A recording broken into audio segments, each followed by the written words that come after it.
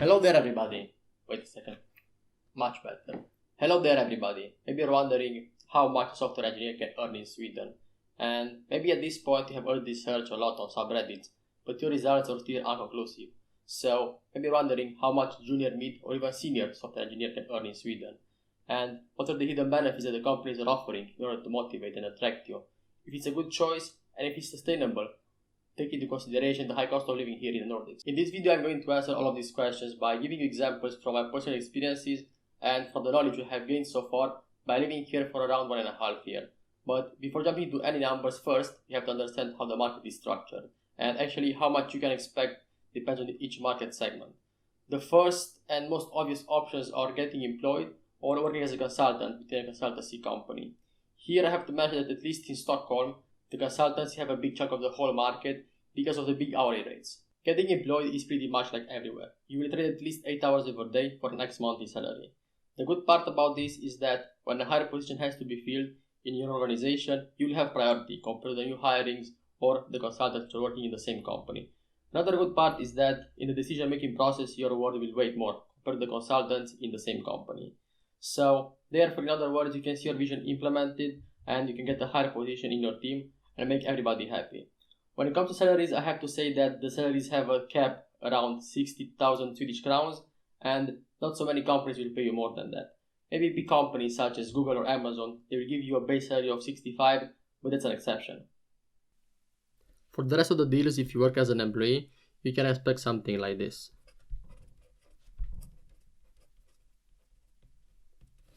As a junior, with 0 to 2 years of experience, you can expect something from 23,000 to 30,000 Swedish crowns a month. This is a gross salary. As a mid, with 2 years to 4 years of experience, you can expect something from 30,000 to 45. Again, this is the gross salary. As a senior, you can expect something from 45 to 60. And here you have to have 5+ years of experience. And for the special roles such as lead or architect, you can expect something from 55 to 65. Depends on the company. Working as a consultant in a consultancy company, it's a process where you will be getting hired by this consultancy company, and they will have their own team of sales or business managers who are responsible to find you an assignment. After they will find you an assignment, then pretty much you'll work from the client office from the rest of the time like a regular employee, and the company will take care of the invoices. Most of the people are going for this type of employment since you have the luxury that you don't have to deal with any financial instruments such as taxes, invoices, VAT, and so on. And also because of the big hourly rates, which can go up to 1,200 crowns. To make a clear distinction between working as an employee and working as a consultant in a consultancy company, I made this picture where you can see that working as an employee, you will work directly for the client A, B, or C, while working as a consultant for a consultancy company, you will have the consultancy company acting as a man in the middle, which is renting you for a specifically hourly rate, and then you will work from the client office. When it comes to salary, usually you have two options, the fixed one and the flexible one. The fixed one, it's a fixed salary, and this should be at least 10% higher than the base salary of an employee which is working for a product company. The flexible one, it's an X% of your hourly rate. How much this percentage is, this purely depends on how skilled you are and also how skilled you are in the negotiation process. So don't be surprised if you see shitty offers where you keep just 35% of the total revenue and the consultancy company will keep the rest of 65%. From my opinion, a good offer will look where you keep at least 70% of the total revenue and the company keeps the rest of it. Some small consultancy companies are going a bit further and they're giving you around 80% of the total revenue. Of course, you can achieve these numbers if you're perceived as a trusted person.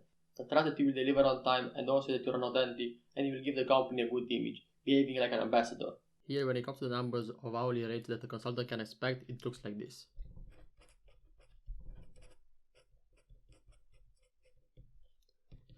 Again, if you're a junior with 0 to 2 years of experience, you can expect something from 450 to 550.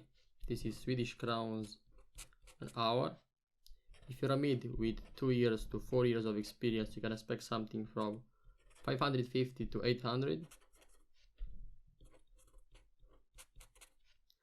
If you're a senior with 5+ years of experience, then you can expect something from 800 to 1200